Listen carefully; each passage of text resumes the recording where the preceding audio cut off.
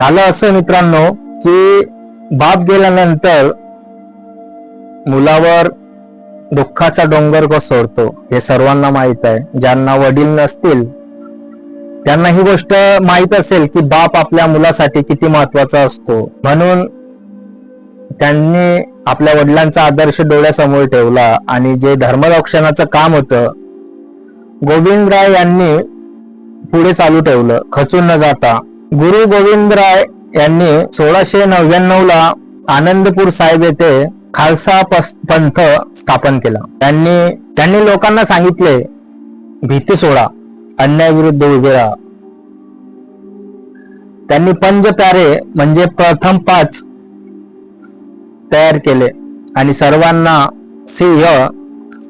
सिंह आणि कोर ही नावे दिली. आता पंच प्यारे म्हणजे काय तर जाणून घेऊया आपण. मित्रांनो, गुरु गोविंद सिंगजी यांनी